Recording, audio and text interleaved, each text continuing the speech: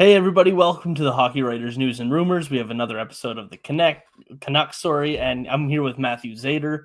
How you doing, Matthew? Doing good. The Canucks not so much, but we'll talk about that. But myself, I'm doing good. Oh, that's good. So as you've all seen, we're uploading some news and rumors videos now, so make sure to check out the rest of them. But Matthew, when looking at the Vancouver Canucks, some of the things from last season, some of the biggest things for looking ahead into this season, the top one was Elias Pettersson. There's no kind of getting around that. Didn't do very well last year. How's he looking so far this year? Should fans be concerned about his slow start? I want to say yes. The thing is, when he was going into the season, we talked about on the season preview show that he had a great offseason. He was working hard. He was getting bulked up. He looked good in training camp. He looked good in the preseason. I entered this already 3 games in. Very early, I know. I mean, and this is something you kind of maybe pull it back a bit. But the thing is of how he played last season, the career worst points and all that, and all the stuff that went around him, you would hope that he would start the season at least scoring a goal, getting some points, looking, or at the very least, looking close to the guy that everyone was hoping he was going to be a 100-point plus player for a number of seasons. First 3 games, he has 2 shots on goal. That's not good enough. I mean, the way it's saying, he's more of a shoot first. Now it's not the way it's not looking on the scoreboard or on the stat sheet, because even his shot attempts is not very high. And even in the games, he just looks he's just not noticeable. And when you're the top line center, you're the highest paid player on the team, and you're not noticeable, and the best player no offense to Kiefer Sherwood. He's a great player. And he's one of the best, bottom 6 guys. But when he's your best player, there's a problem. And it's not just Elias Pettersson.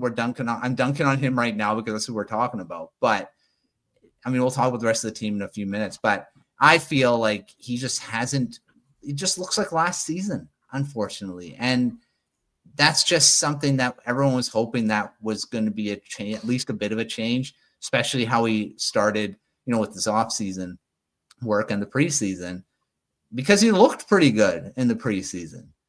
But you get into the regular season and going against the Edmonton Oilers, he was matched up not all the time against Draisaitl and McDavid.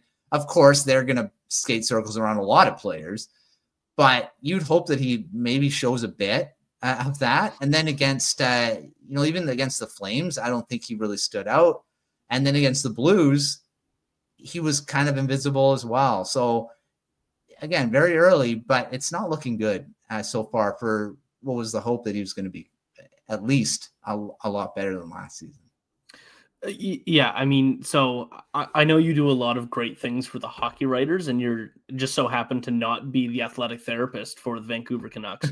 But can you keep blaming the tendonitis in the knee? How long does that excuse go on? What do you think it is? There's just a mindset thing, or I at this point, there's just so many theories that you throw out, and in the end, I think he just needs to dig in and get. I mean, what I feel, and it's just very weird because at the beginning, when he was drafted, his work ethic was something. If you go back to draft profiles, stuff like that, one of his strengths was his work ethic. And now, I mean, I don't know if it's the contracts just weighing on him too much, but he just doesn't look like he's working hard out there. When you're looking at a guy like Connor Garland, Kiefer Sherwood, these guys work hard every shift. Every time they're on the ice, they're in there. Now, Elias Pettersson is no Kiefer Sherwood. He's not a Connor Garland. He doesn't play that way. But the work ethic that they show, he should be showing it, at least a little bit of it. Because if he did, his skill would take over, at least in my opinion, it would. But yeah, I don't know. I think he just needs to work harder. And I mean, it's easy to say, but I would just like him to at least dominate a shift. because he hasn't done that this season. Again, only 3 games in, but you'd like to at least a few times in a game where you're like, Elias Pettersson just took over, like a lot of these top line guys do. And he just unfortunately looks like that 3rd line, 4th line guy. And that's not what the Canucks are paying him to be, or just good 2-way player. Like Adam Foote mentioned this in one of his pressers after the game. Always been good defensively. Yeah, Teddy Bluger's good defensively. Yeah, that's not what we're paying Pettersson to do. He's it's most frustrating when like he could be a top 5 center in the league. He could be a top 5 player in the league. Like he has so much talent. So yeah, that's got to be frustrating. Yeah. So actually, speaking of top 5 talent, let's go to Thatcher Demko. So he's kind of fallen out of the conversation, like in the top 5 and 10 goalies, just because he hasn't been there. He's missed so much time, and even the time that he has been, he hasn't looked as good as he used to. But he looks like one of the top goalies in the league right now. Give me a breakdown of kind of what you've seen from him so far. Well, he started the first 2 games of the season, and the first game, he looked phenomenal against the Flames. Second game, he shouldn't have lost that game. The team didn't show up for him. He showed up. He was their best player. The only reason it wasn't like 6-7-1 was Thatcher Demko. I mean, he made, I don't know how many 10-bell saves. One was just a ridiculous glove save on Draisaitl, and Draisaitl just looking to the heavens after that. Same thing, David Tomaszek. I don't know how many chances he had in the crease, but Demko stopped him every time.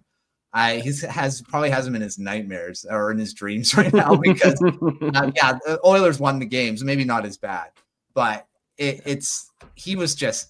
He's been amazing, and he looks like the Vezina Trophy finalist that he was, or runner-up. In the season, he did get hurt at the end there, and if this is the Demko that the Canucks have all season, they have a better chance of making the playoffs. Unfortunately, the thing is, they've got to play some hockey in front of them because, I mean, this has been a story with Demko in the past, is that he's always behind teams that give up so many chances. He just keeps teams in games. There was one season, I don't know, he was up there with Connor Hellebuyck with high danger saves, and the save percentage with high danger was really high. I think it was like 870 or 880 or something really, really good. And you can't expect a goalie to always have to make those saves because high danger are supposed to be goals. And he's been one of the best in that. You just can't allow that many. He's going to stop them, but you may not win the game because but he's been great so far, 2 games in. Lankinen started against the Blues, but he will start obviously against the Stars, I would think. And if he plays like this all season, the Canucks have no problems with goaltending, and he looks healthy, which is, I think, the biggest thing. He has not had any inkling that injury is a problem. There's been times where he's been stretched out and you think, oh no, he's not going to get up, but he does. And then he makes a ridiculous save a few minutes later. So I have no problem. He's probably the only thing that there's no question mark right now on the team. Well, speaking of question marks, there was a big will she, won't she situation with Braeden Cootes. So there was a decision to either send him back to the WHL or keep him in the NHL. There was kind of no in between right now. So looking at Braeden Cootes, I mean, they called up Max Sassa too. Do you think that was the right move? We're talking about the team, how the team's playing in front of them. I know Cootes wasn't expected to play a huge role before preseason hit, but is that the right call? Do you think that's best for his development? Do you think it's best for the team? What are your thoughts? Well, I mean, Braeden Cootes of course, had a great preseason training camp. Of course, made the team to start the season. 3 games he got, and I mean, he looked okay. I mean, he kind of held his own. Against the Blues, though, his line was just caved in. The high danger chances were ridiculous. The shots against were, I think it was something like 22-2, or it was not bad. It was not good. It was not good at all. He was playing with Cootes, Lekkerimäki, and Drew O'Connor. in that line. They started the season with Evander Kane, but he kind of got pushed up the lineup. Or I think it was against the Oilers, but he played there all game against the Blues. So, I mean, just a very young line with Cootes and Lekkerimäki. And, I mean, Cootes is a great player. I mean, he's a great prospect. He's probably up there as the Canucks' top prospect. And he deserved to make the team. He deserved to see what he could be in the NHL. He's not ready. I mean, he still needs to bulk up. He still needs to get, more mature. He's good defensively. I mean, like I said, I don't think he was a guy that had problems, giving the puck away or where he looked overmatched. I mean, his line looked overmatched. So, I mean, the thing is again, with faceoffs, he wasn't that good in faceoffs. You're putting him into a third line role was what he was kind of been put in. And like I say, he looked fine, but for a guy that's supposed to be probably his prime is going to be a top 2 guy. I say ceiling is could be his first line center, but I'd say second line center for sure. I don't think he's ready for the NHL. I mean, it's good to get his feet wet with those 3 games. And now he goes back to junior, and he's the captain on the Seattle Thunderbirds. He's going to have a good chance of making the World Junior team again. And I mean, we know what he did with the under-18s, captaining Canada to a gold medal. He's going to get a chance with the World Juniors, the under-20s this season, or this year, or next year, I guess, and be a big part of that team. So, I mean, I feel it's a good move. It was the right move. I always thought that was going to be the case. He wasn't going to be in the NHL full time. So it's going to be good to see him back with the Thunderbirds and have a great World Juniors. I think he's going to be a big part of Canada. I think so too. They've got a ton of talent, and they must have been sweating a little bit because they saw a lot of that talent make the NHL this year. Yeah. So, no, they're probably cheering on Cootes heading back to the WHL. So, yeah. Takeaways from the first 3 games. So you mentioned that you were going to talk about the rest of the guys here in a minute. What are your thoughts on what you've seen so far? It's only 3 games, but it can be telling how a season starts for a team. There's a lot, and I won't go really crazy into this because this could be an hour video, or at least 45 minutes. So, I mean, the first one that I feel like going off to Elias Pettersson is that top line. Again, we talk about Pettersson not dominating. That whole line hasn't dominated. They haven't had a great game yet. Jake DeBrusk, I haven't really noticed. Brock Besser has a couple goals. Great. I mean, he's again, I don't think he's been the best. I feel like that line can't be together. They need to switch it. In my opinion, this probably won't happen. I don't know. Last season, when Pettersson was out, they had a line of Drew O'Connor, Filipino, and Brock Besser. Their advanced stats were really good. They controlled play most of the time that they were as a line. I think they only played 22, 25 minutes or something like that together. But Hedl got hurt, unfortunately, there. So, I mean, they couldn't really build on it, but it was very good. And I feel like, why don't put those 3 together again and, try to get something with Pettersson? I don't know. Pettersson, DeBrusk, Kane. I put Lekkerimäki with Pettersson. I don't know. There needs to be some change there because I don't think this top line has been good at all for the first 3 games. And when you're a team that doesn't have a lot of scoring, you need at least one line that can really dominate. So I don't know if they're going to find that, but I really like the Drew O'Connor, Hedl, and Besser line from last season. I think they should put that one together again. I mean, Connor Garland has been good for the most part. Philip Hedl he's got a couple goals. He hasn't been that good in the last 2 games either. Yeah. I had that bad giveaway against the Oilers that turned into a goal right off the bat. Mangiapane just took the puck and just sniped it past Demko, which, I mean, you don't do that in front of a goal, even though Demko was playing phenomenal. So that one. Another thing is special teams. Bad power play. It hasn't been good at all. They haven't scored on the power play yet in 3 games. Penalty kill has been great. The first time they allowed a goal was against the Blues. They shut out Edmonton. They stopped all their power plays, but that was probably Demko. because he was just great. But a penalty kill has been really good. It's been basically the tale of two things: really bad power play, great penalty kill. So I mean, penalty kill that continues, but the power play needs to get going, and that again is Elias Pettersson, and not having a Vander Kane on that top unit. And they finally changed it with the last game. He didn't start on the first unit. They only had one power play, so that really wasn't really showing. But they put Philip Hedl up to the top unit when I want Lekramaki there of the shooting option on that left side, which scores so many goals with him there. So that's my biggest thing. Change that first unit, because Vander Kane doesn't work there with DeBrusk, because they're both the same player. They both score goals around the front of the net, high danger chances. They're like DeBrusk scored 20, I believe it was 22 goals, high danger last season. And Kane, the last regular season he played, he had 12 high danger goals. Those are around the net.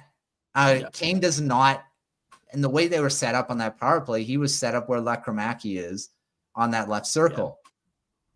Has Kane ever been good there? I don't. No, you got to put the shooter where the shooter shoots. Yeah, like he's not known as a shooter. He's known as that net front, tipping play, screening the goalie, being around the dirty areas. And you're just putting two guys on the same that do the same thing on the same power play unit. It doesn't work. So I feel it. Like we should put him in the bumper where he works. That's where he's always done his job. Yeah. So that needs to change. So we'll see how the power play kind of gets tweaked, but it needs some tweaking because that needs to get going. Quinn Hughes has been Quinn Hughes. I don't think he's been at his best. He's the last couple games he's done his usual thing. But you don't really criticize a guy that's been usually really good. But I don't think he's been at 100% Quinn Hughes yet. But again, 3 games. He deserves that benefit of the doubt, the way he's played. Overall,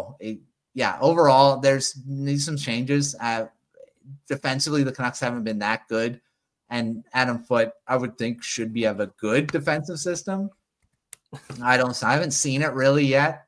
They've given up a lot of chances. The Blues hemmed them in so much in the last game.